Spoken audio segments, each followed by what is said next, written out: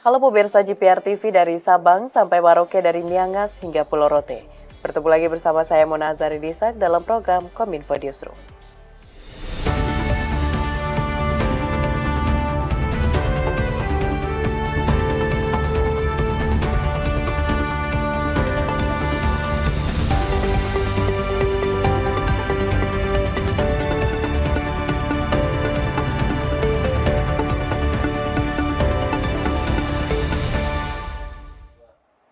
Pemirsa, kita ke informasi pertama. Presiden Republik Indonesia Joko Widodo meninjau pelaksanaan imunisasi nasional di Geraha Nendali, Distrik Sentani Timur, Jayapura, Papua.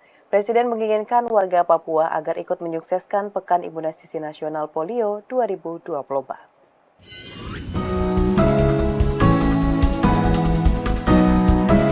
Presiden Jokowi didampingi Ibu Negara Iriana Joko Widodo, Menteri Kesehatan Budi Gunadi Sadikin, dan Menteri Dalam Negeri Tito Karnavian mengunjungi Posyandu Raja Wali III di perumahan Geraha Nendali, Distrik Sentani Timur, Kabupaten Jayapura, Provinsi Papua, pada Selasa 23 Juli 2024. Kedatangan Presiden bersama rombongan dan pejabat negara lainnya merupakan rangkaian puncak Hari Anak Nasional ke-40 tahun 2024.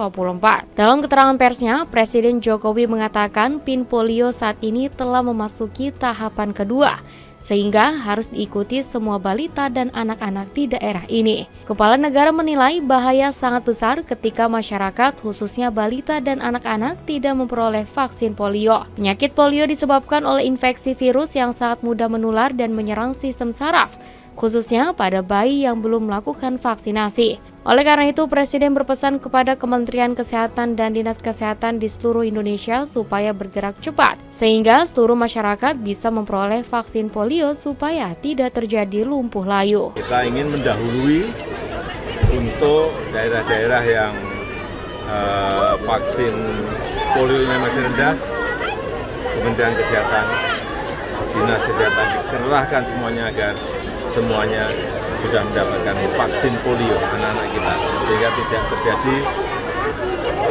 lumpuh layu.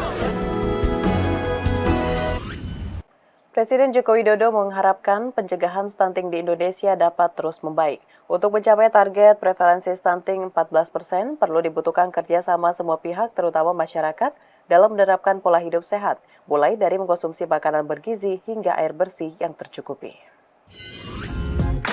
Presiden Joko Widodo mengharapkan pencegahan stunting di Indonesia dapat terus membaik. Hal tersebut disampaikan Presiden saat melakukan kunjungan kerja ke Posyandu Raja Wali III Geraha Nendali, Distrik Sentani Timur, Kabupaten Jayapura, Provinsi Papua pada Selasa 23 Juli 2024. Presiden mengatakan penanganan stunting di Indonesia dimulai sejak 10 tahun lalu dan saat ini telah membuahkan hasil, di mana saat dimulai prevalensi stunting berada di 37% dan saat ini telah turun dengan sangat drastis, yakni 21%.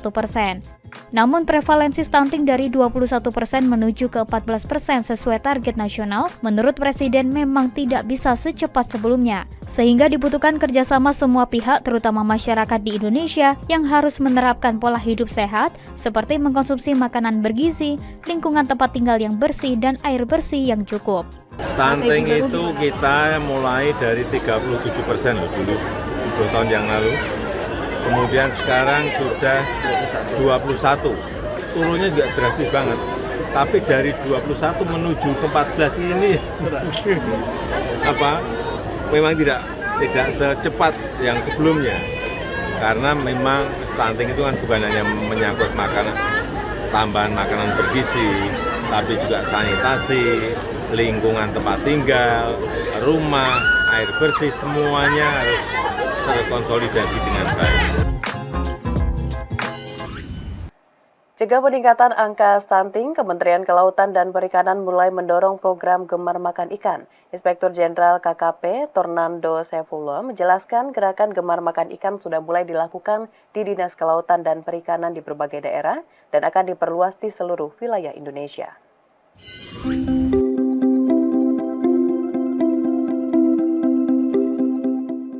Kementerian Kelautan dan Perikanan mencoba menggalakkan program Gerakan Gemar Makan Ikan guna mendorong penurunan angka stunting di Indonesia.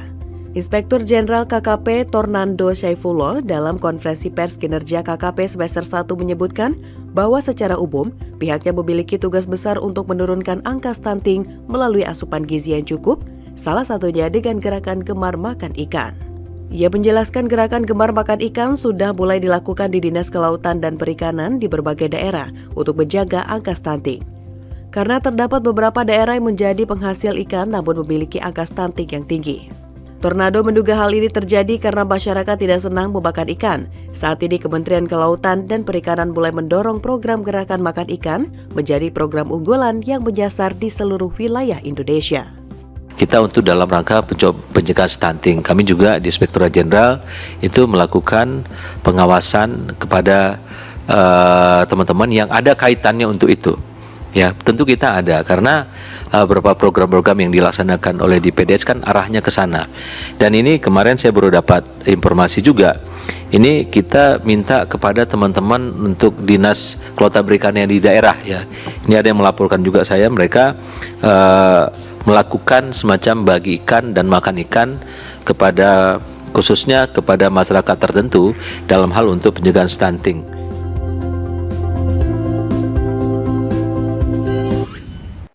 Beralih ke informasi lainnya, pemirsa, Badan Narkotika Nasional berhasil mengungkap pertama kalinya di Indonesia kasus clandestine laboratory atau kasus laboratorium rahasia di sebuah villa yang berlokasi di Gianyar, Bali. Pelaku merupakan 3 orang berkewarganegaraan Filipina. Badan Narkotika Nasional bekerja sama dengan Polri, Bea dan Cukai, serta Imigrasi berhasil mengungkap kasus clandestine laboratory atau kasus laboratorium rahasia di sebuah villa yang berlokasi di Gianyar, Bali. Pengungkapan kasus clandestine laboratory dengan hasil produksi berupa narkotika golongan 1 jenis N, N-dimethyltryptamine atau DMT, merupakan pertama kalinya di Indonesia.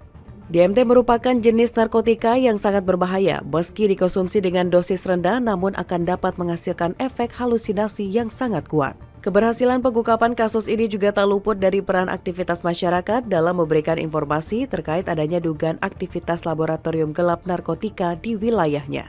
Dalam penggeledahan yang dilakukan, petugas berhasil mengamankan 3 orang berkewarganegaraan Filipina, yaitu seorang laki-laki berinisial DAS 28 tahun dan 2 orang perempuan berinisial PMS ibu DAS dan DOS adik DAS. Berdasarkan keterangan DAS, diketahui bahwa aktivitas laboratorium gelap narkotika ini diinisiasi dan didanai oleh seorang pria berinisial AMI, warga negara Yordania, yang hingga kini masih dalam pengejaran.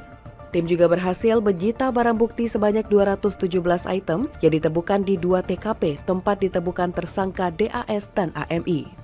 Para tersangka dijerat dengan pasal 114 ayat 2 subsider pasal 113 ayat 2 lebih subsider pasal 112 ayat 2 Undang-Undang Nomor 35 Tahun 2009 tentang narkotika dengan ancaman maksimal hukuman mati atau penjara seumur hidup. BNN terus mengimbau kepada seluruh masyarakat khususnya di wilayah Bali untuk selalu waspada serta turut aktif dalam menjaga dan melakukan pengawasan terhadap wilayah yang saat ini tidak hanya menjadi destinasi wisata saja tetapi juga menjadi tujuan menetap dalam jangka panjang bagi warga negara asing.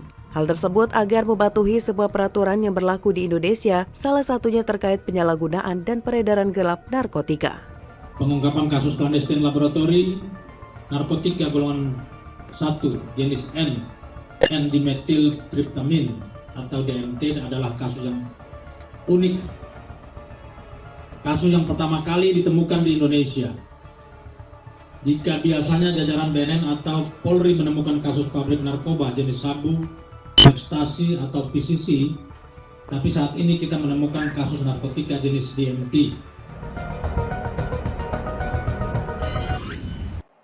Pemirsa, usai jeda pariwara, kami akan kembali dengan informasi lainnya. Tetaplah bersama Kominfo Newsroom.